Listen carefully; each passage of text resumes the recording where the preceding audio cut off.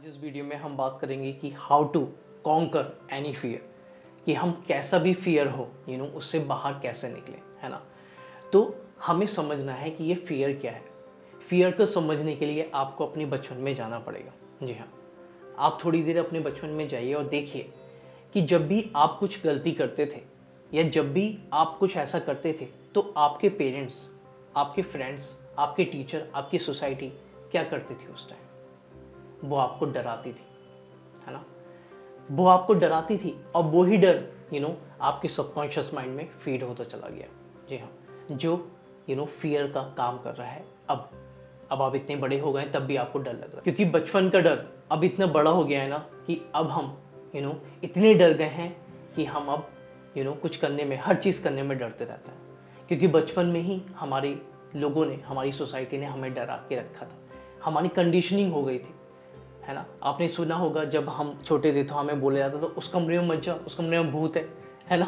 ये काम मत करना, इसमें तू ये हो जाएगा, ये मत करना, इसमें तू फेल हो जाएगा, ये मत करना, ये मत करना, ये मत करना।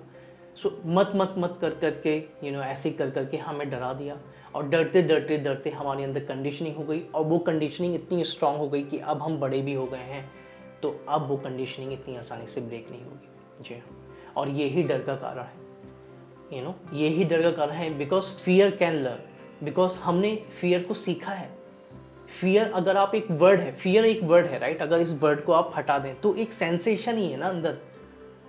अगर ये जो फैंसी वर्ड है डर वाला, फियर वाला, या हिंदी में जिसे डर बोलते हैं, अगर हम इस नाम को ख़त्म कर दें थोड़ी देर, तो क्या हो रहा है हमारे अंदर से। जब हम पब्लिक स्पीकिंग करना चाहते हैं, जब हम कैमरे के आगे अपनी वीडियोस बना के डालना चाहते हैं और यूट्यूब पर अपलोड करना चाहते हैं, है ना। जब हम लोगों से बात करना चाहते हैं, जब हम कुछ ऐसा रिस्क लेना चाहते हैं, है ना, जब हम अपनी जॉब चेंज करना चाहते हैं, कितनी सारी ऐसी छोटी छोटी चीज़ें हैं जिसमें हम डरते रहते हैं। क्यों? क्योंकि अंदर से एक ऐसा सेंसेशन उठती है जो हमें एक्शन लेने नहीं देते, हमें मजबूर करती रहती है। तो वो इसलिए हुआ है क्योंकि आपने ये जो फियर है, ये जो डर है, वो सीख लिया है। बचपन से कंडीशनिंग हो गई है उस वर्ड के साथ। लेकिन एक बात बताऊं, एक गुड न्यूज़ क्या है, फियर कैन बी अनलर्न। जी हाँ, फियर जो है, जो सीखा है ना आपने, वो आप उसे भूल भी सकते हैं। जरूरी नहीं है कि आपने जो सीख लिया है आप उसको नहीं भूलेंगे, है ना। जो चीज़ आपने एक बार सीख लिया आप उसको नहीं भूलेंगे, ऐसा नहीं होता है। आपने जो सीख लिया उसको आप जो कंडीशनिंग है उसको आप ब्रेक भी कर सकते हैं। और उसको ब्रेक करने के लिए आपको इन्फॉर्मेशन गैदर करनी पड़ेगी, राइट इन्फॉर्मेशन, कि ये जो भी चीज़ आप करने वाले हैं, फॉर एग्जांपल जो भी चीज़ आप करने का सोच रहे हैं उसके बारे में सही नॉलेज आपको गेन करनी पड़ेगी। फॉर एग्जांपल आप सोचते हैं कि मुझे पब्लिक स्पीकिंग करनी है ना। तो जब आप पब्लिक स्पीकिंग करने वाले हैं या करते हैं तो वो कैसे ख़त्म होगा, वो फियर कैसे ख़त्म होगा। थोड़ा थोड़ा प्रैक्टिस करनी पड़ेगी। पहले अपने शीशे के आगे आपको बोलना पड़ेगा, कैमरे के आगे आपको बोलना पड़ेगा, है ना।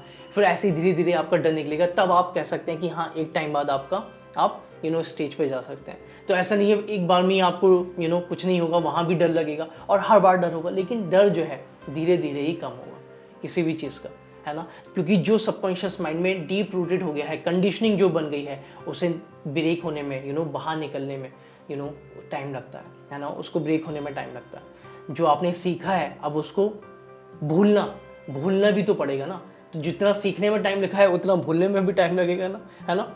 इसलिए सही इन्फॉर्मेशन, राइट अंडरस्टैंडिंग कि कैसे, उसके ऊपर आपको पढ़ना है कि कैसे मैं प्रेजेंटेशन दे सकता हूँ, कैसे मैं अपना वीडियोस बना सकता हूँ कैमरे के आगे, और जब मैं अपलोड करूँगा तो क्या रिस्पॉन्स होगा। तो इस टाइप की जब आप पढ़ते हैं ना, इन्फॉर्मेशन ले लेते हैं, तो धीरे धीरे ये चीज़ें कम होने लगती हैं।